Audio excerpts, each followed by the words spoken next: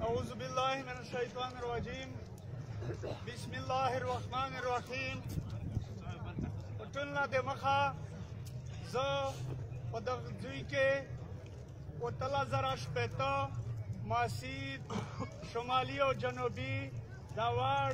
امازای اتمنځای چې د کیم په قومي جذبه په قومي مرکه را جمع شوی زه د تو دا جذبه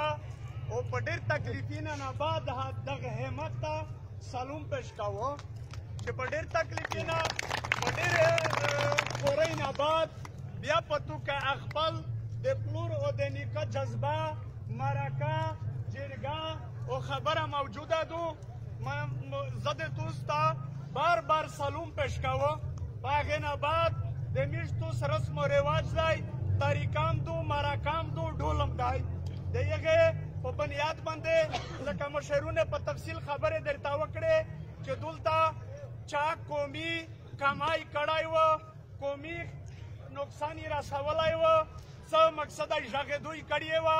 د هغې په بنیاد میش دا ټول قومونه شمالي او جنوبي چې په دا کې هر څومره قومونه دي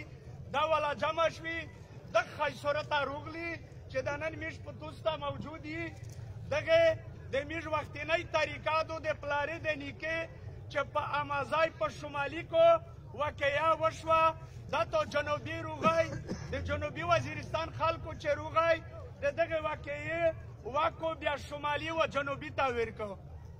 دغه څو چې بیا په جنوبي کې واقعه وشوه یغې واکو شمالي خلکو روغی و جنوبي ته دا واکو بیا شمالي ته ورکو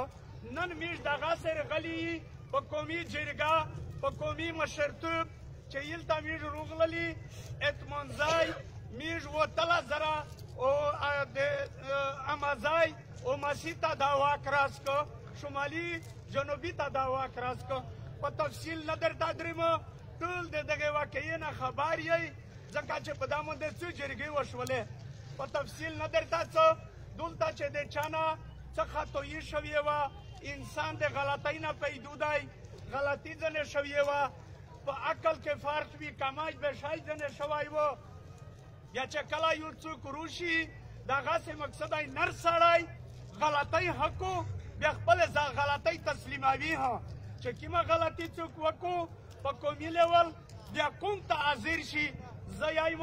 چې دا یوه ښه خبره ده چې یو سړي کې دا راڅه وي چې مونه غلطي وشوه خدای نه کوم ته مثار کښیاش دا یوه د پښتو خبره ده د میږ ډېر شی وکړل چې میږ دا ته نه کړي سیخ چې بیا مو لښکرې قومي نه کوچینه ړنګولی کوچینه مې چې حکومت ړنګ کړي دي هغه مې ډېر دي مزید کوچینه نه ړنګوه خو د مو یو رسم و رواج دی د یو رسم و رواج مطابق چې چا دلته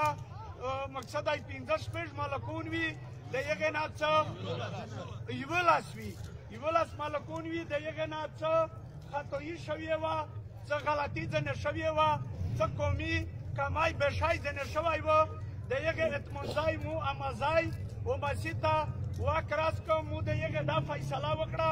چې پابندې مو پنځه لکه روپۍ نو غاښ ښه شوه په دا باندې ټول عمل وکړ